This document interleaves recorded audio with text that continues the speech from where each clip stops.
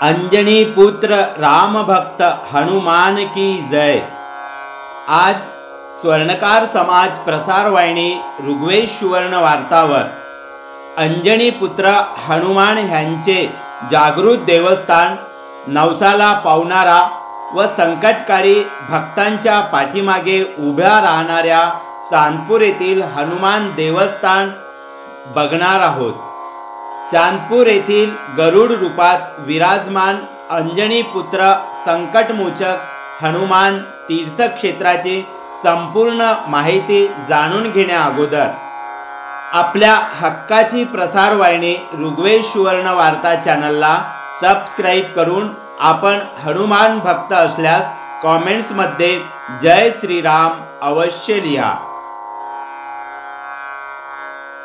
चांदपूर धाम हे प्रत्येक हिंदू धर्मियांसाठी अत्यंत आस्थेचा पवित्र स्थान असून हजारो दुःखितांचे कष्टहरण ह्या मारुतीच्या एका दर्शनाने दूर झाले असून इथे येणारा प्रत्येक भक्त रडत येतो आणि जाताना दुःख विसरून आनंदाने ह्या ठिकाणावरून जातो, अशी अनेक भक्तांची श्रद्धा आहे।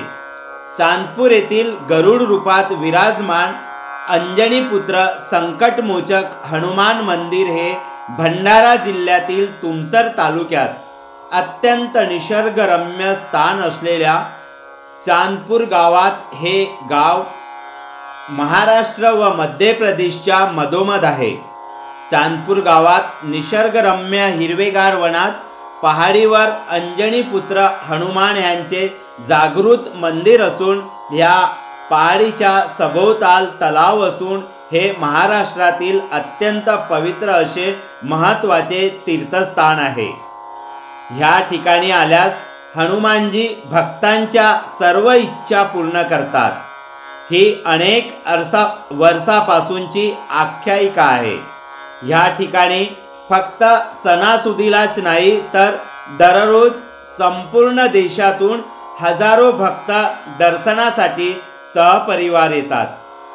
चांदपुरात अंजनी पुत्र हनुमानजीची प्रतिमा गरुड रूपात असून दक्षिण मूर्ती हनुमानजीचा हा पवित्र तीर्थस्थान दिवसेंदिवस खूप प्रसिद्ध होत आहे। ह्या तीर्थस्थानाची प्रसिद्धी महाराष्ट्रच नाही तर संपूर्ण देशात वाढत आहे।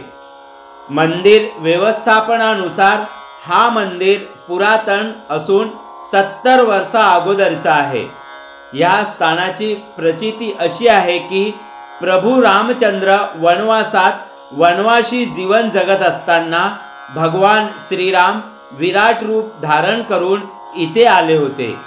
या स्थानाची मान्यता आहे की भगवान श्रीराम मध्य प्रदेश येथील बालाघाट जिल्ह्याच्या रामपायलीवरून चांदपूर ह्या स्थानावर आले होते, ज्यांचे पवित्र पद चिन्ह आजही ह्या स्थानावर बघायला मिळतात अशी मान्यता आहे। दरवर्षी ह्या ठिकाणी चैत्र मासापासून उत्सव सुरू होतो आणि तो हनुमान जयंतीपर्यंत 1.25 महिना चालतो। हनुमान जयंतीला इथे मारुती रायाला चोला चढवायला भक्तांची मोठी चढाओढ लागलेली असते। या ठिकाणी रोज सकाळी गुप्त आरती केली जाते।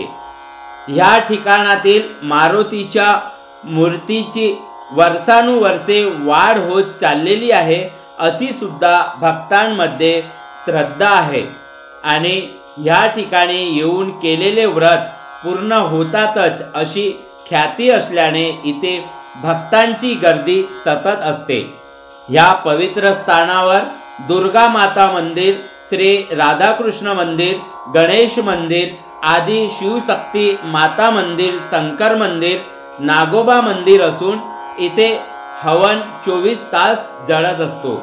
या हवनाची रक्षा संकटनाशक म्हणून काम करतो अशी सुद्धा भक्तांची श्रद्धा आहे। या ठिकाणी आल्यास मंदिराचे पुजारी व मंदिर समितीचे पदाधिकारी हे सर्व भक्तांची मायेने विचारपूस करून भक्ती मार्ग समजावून सांगतात।